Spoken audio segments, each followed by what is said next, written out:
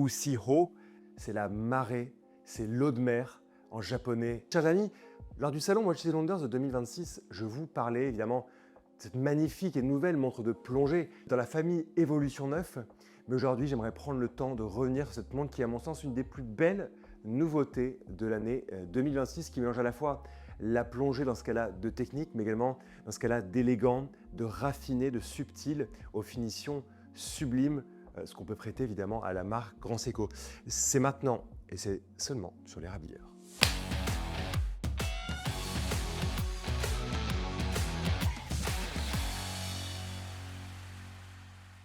Plantons le décor. Cette nouveauté Grand Seiko, c'est vraiment la montre de plongée de la famille Evolution 9 ou Evolution 9 pour les anglophones. Elle est présentée cette année en deux déclinaisons, une green et une blue, vous l'aurez compris, pour deux déclinaisons de couleurs toutes simples, verte et bleue. À mon sens, la grande nouveauté, en plus des finitions qui montent toujours plus en gamme, c'est le fait d'avoir des proportions qui sont magnifiques. Si avant les montres de plongée Grand Seiko allaient tutoyer les 43 mm de diamètre, c'est chose du passé désormais, puisque ces nouvelles Usiho Green et Blue présentent un diamètre de 40,8 mm. 40,8 mm pour 12,9 mm d'épaisseur. Et vous allez le voir, l'ergonomie, les proportions, les longueurs, largeurs de la montre sont tellement bien pensées pour le poignet humain que franchement, il n'y a pas de quoi s'inquiéter en manière de diamètre trop important. Évidemment, la première chose qui choque quand on prend la montre dans la main avant d'avoir cette poésie japonaise et que l'œil soit très attiré par tous les beaux détails de ce cadran, c'est le fait que la montre est extrêmement légère. On parle d'environ 110 grammes, un boîtier et un bracelet réalisés en titane haute intensité. Et je trouve que ça va vraiment bien avec l'idée d'une montre technologique, d'une montre innovante et d'une montre de plongée. C'est vrai qu'aujourd'hui, évidemment, vous le savez, si vous êtes plongeur, on utilise plutôt un ordinateur de plongée pour gérer sa décompression. Mais pour les amateurs de montres, ça fait toujours plaisir, sur un poignet ou sur l'autre, d'avoir une montre de plongée. Et c'est mieux, évidemment, si elle n'est pas trop gênante, pas trop lourde. C'est évidemment le cas avec cette magnifique nouveauté Grand Seiko. Ce qui change, évidemment, avec cette nouveauté et l'introduction d'une montre de plongée dans la famille Evolution 9, c'est qu'on va avoir tous les codes d'Evolution 9 qui vont s'apposer sur ce cadran et pas seulement sur le cadran. Tout d'abord, on va quitter un peu cette idée des index ronds du passé, index ronds en applique luminescent, pour avoir des index rectangulaires de belle taille qui sont plus importants à 3 heures, 6 heures et 9 heures, doublés à midi. Et vous voyez la petite poésie, justement la petite subtilité, c'est qu'à midi, les index ils sont légèrement courbés pour suivre la courbure du cadran. Évidemment, on retrouve de la matière luminescente, en veux-tu, en voilà. Ici, on l'appelle la Lumi-Bright. Chez Grand Seiko, n'oubliez pas, les termes de vocabulaire sont toujours importants. Ce qu'il faut retenir, c'est que la montre est extrêmement lisible. Les index sont gros. Et si vous regardez les index un peu plus gros à 3 heures, 6 heures et 9 heures, vous verrez que leur extrémité match évidemment avec l'extrémité coupée de l'aiguille des heures. Les aiguilles Grand Seiko m'ont toujours impressionné par leur largeur. Mais alors ici, elles sont encore poussez un peu plus loin et vous avez vraiment ces larges aiguilles, donc vraiment cette aiguille des heures dont l'extrémité en termes de largeur va matcher avec les plus gros index et vous avez cette finition brossée mais vraiment visible qui donne du caractère aux aiguilles et en plus qui les donne lisibles sur le magnifique fond du cadran. Pour l'aiguille des minutes, on retrouve cette bonne vieille Broad Arrow aussi évidemment très lisible ici. Vous remarquerez ici que même l'aiguille centrale de seconde est équipée de matière luminescente façon lollipop, mais lollipop inversé, c'est-à-dire qu'on n'est pas à l'extrémité de l'aiguille, mais on est plutôt sur le contrepoids de l'aiguille. Je vous parlais du fond de ce cadran. Il est assez impressionnant, comme d'habitude avec Grand Seiko. On va essayer d'amener la montre à la lumière naturelle et un peu de jouer avec les reflets. Ici, l'idée de Usiho, justement, marée ou eau de mer, va se retrouver.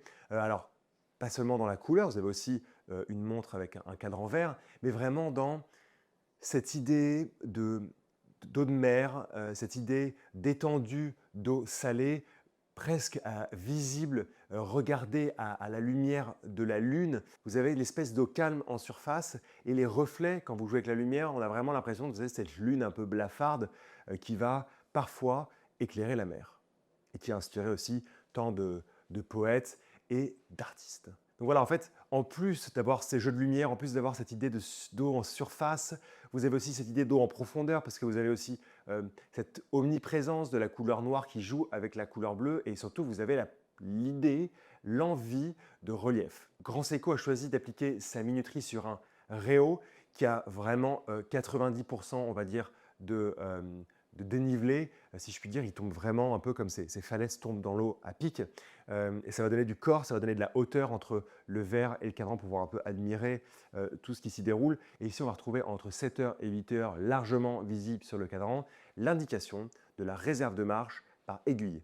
Le bleu du cadran se marie évidemment très bien avec la lunette et son insert, lunette réalisée en titane et insert réalisé en céramique bleue avec tous les repères gravés dessus. Évidemment, le repère principal, celui qui fait référence à l'histoire de la plongée où on avait besoin d'avoir un repère luminescent pour connaître notre temps de plongée, pour pouvoir évidemment gérer ce qu'on a amené dans les bouteilles. Voilà, il est bien présent sur cet insert de lunettes en céramique bleue. Ce magnifique boîtier est vraiment aussi une des signatures de Grand Seiko. Ici, il est plein de volume, plein de très belles finitions. Voilà, vous savez, Grand Seiko pousse les finitions toujours au plus haut niveau. Évidemment, il y a des brossés, il y a aussi des polis miroirs Zaratsu qui vont vraiment donner l'impression d'une surface plane, alors que peut-être il y a de la courbe. C'est ça qui est vraiment impressionnant avec le travail des artisans japonais qui travaillent le poli comme personne. Et voilà, on va retrouver ces ponts protège-couronne avec différentes surfaces. On va avoir vraiment ce boîtier assez large des deux côtés qui présente cette alternance de finition brossée et polie, un fond vissé et une couronne vissée. Mais ce qui vous intéresse et ce qui m'intéresse aussi, et c'est là justement toute la subtilité et pourquoi je vous annonçais en introduction que cette montre est à mon sens une très grande sortie de 2026, c'est qu'à côté de toutes ces magnifiques finitions, à côté de toute cette lisibilité, à côté de toutes ces normes de monde de plongée, ces 30 barres d'étanchéité, vous avez un calibre Grand Seiko Spring Drive 9R-B1, mais Spring Drive ce n'est pas tout, Spring Drive UFA, Ultra Fine Accuracy. Ça, vous le présentez en 2025, avant c'était une sortie exceptionnelle et c'est un témoin de précision comme on fait rarement. Vous vous souvenez, évidemment, UFA, c'est né d'une idée de chronométrie chez Grand Seiko dans les années 1960, mais en 2004, Grand Seiko présentait son célèbre calibre 9R 65 Spring Drive, associant un remontage automatique à une réserve de marche de 72 heures à une technologie horlogère capable d'une précision mensuelle, tenez-vous bien, de plus ou moins 15 secondes. Ça établissait vraiment une nouvelle norme pour les mouvements entraînés par un ressort moteur. Pendant l'année 2025, c'est justement une nouvelle évolution du calibre Spring Drive que l'on découvrait et le retour de 3 lettres qui faisait toute la différence. J'avais nommé UFA pour Ultra Fine Accuracy. En 2025, c'était rendu possible avec la présentation du tout nouveau calibre Spring Drive 9R B2. Ici, je vous rappelle, on est sur le 9R B1, très légèrement différent.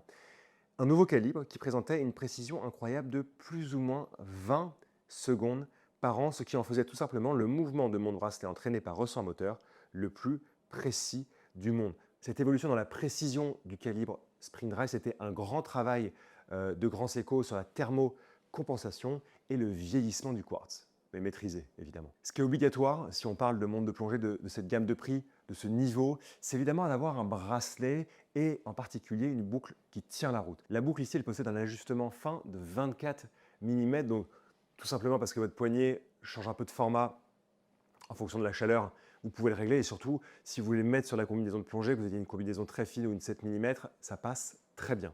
Mais écoutez-moi bien, pour moi, une chose à ne pas rater sur cette montre et de peut-être passer à côté, c'est qu'il y a une petite technologie sur le fermoir, une technologie de verrouillage. Vous avez sur la boucle le logo GS, mais ce n'est pas tout en dessous, vous avez un petit système formidable quand vous faites coulisser ou clipper directement ce petit carré qui porte les initiales Grand Seiko, vous allez tout simplement bloquer l'ouverture de la boucle déployante. Franchement, c'est assez brillant ces dernières années. Alors pour d'autres raisons, pour des raisons de sécurité, on avait des gens inventé des systèmes complètement loufoques. Il fallait mettre un petit truc en plus avec une clé ou pas de clé, etc. qui rendait vraiment le plaisir de porter une montre absolument pas un plaisir. Ici, on a juste comme ça clippé la petite partie de la boucle et la montre se bloque. Alors, vous imaginez bien, chez Grand Seiko, ce n'est pas forcément une idée d'éviter le vol de votre montre, mais je sais pas, il y a une idée très japonaise, après tout, de rassurance, de confort, de se dire que bon, on a mis sa montre le matin, on l'a bloquée, il n'y a aucun risque qu'elle bouge pour la journée. Mais vraiment, c'est un petit système, encore une fois, tout petit, tout discret, mais franchement, c'est une valeur ajoutée non négligeable pour cette belle montre de plongée. Cette nouvelle Grand Seiko Ushio ou CEO est proposée au prix de 12 500 €. Alors, je sais, vous allez me dire, Nico, tout de suite, la montre est placée quand même dans une gamme très très élevé. On joue dans une cour quand même assez supérieure. Si on parle de montres de plongée, on connaît un peu le marché. Et c'est vrai que là, on va être plutôt dans la partie haute des montres de plongée. Mais j'espère que vous aurez saisi plusieurs choses. Alors, d'un côté, vous avez déjà une très belle montre. Mais si on rentre un peu plus dans les détails, et vous savez, c'est la base saine de Grand Seiko, on voit que les finitions sont juste exceptionnelles. Et quand je dis les finitions sont exceptionnelles, c'est-à-dire que vous pouvez prendre une loupe x80, regarder les finitions et vous n'aurez rien de très installé, qui est une sorte de règle un peu tacite, plutôt suisse, qui dit que si on se place à 30 cm et qu'on voit rien, bah, ce n'est pas un défaut. Bon, ici je peux vous le garantir parce qu'on l'a déjà fait avec Valentin, il n'y a aucun défaut visible, même si on colle l'œil sur un microscope. Bon, j'exagère un peu. Ce que je veux dire, c'est que la qualité des finitions, elle est apportée jusqu'au poli brossé, des appliques, des index, des aiguilles, évidemment de ce divin cadran qui est quand même assez compliqué à réaliser pour obtenir le résultat souhaité. Bon, évidemment, le fait d'avoir un bracelet titane, boîtier titane, lunettes céramique bleue, vous me direz, ça, on peut le trouver chez d'autres marques.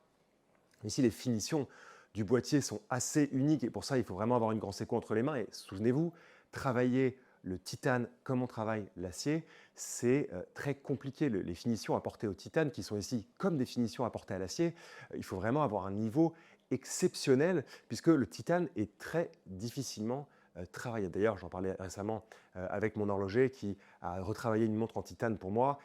Il a eu un plaisir important à le faire, il a mis beaucoup de temps à le faire et il l'a très bien fait, mais je sais qu'il a lutté. L'autre côté, évidemment, qui pour moi justifie un prix au-delà des 10 000 €, c'est le fait d'avoir ce merveilleux mouvement 9RB1 qui, en plus d'être un mouvement Spring Drive, on connaît la technologie Spring Drive, ça fait plus de 20 ans qu'on la connaît, ici est couplé à la technologie UFA pour Ultra Fine Accuracy, où on va venir travailler un mouvement quartz d'une façon complètement différente. Et c'est là du coup la beauté du quartz, vous vous en rendez bien compte, on va venir complètement maîtriser la thermocompensation, vieillir le quartz pour obtenir une précision en dessous des plus ou moins 20 secondes par an.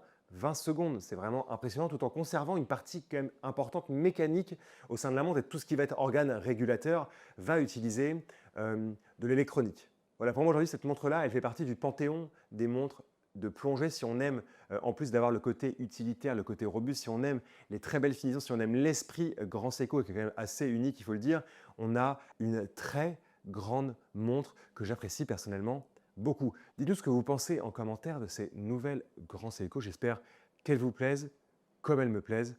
On vous aime, on vous dit à tout bientôt. Merci et surtout faites attention, si vous plongez, de bien respecter tous les petits codes de votre niveau de plongée. Merci.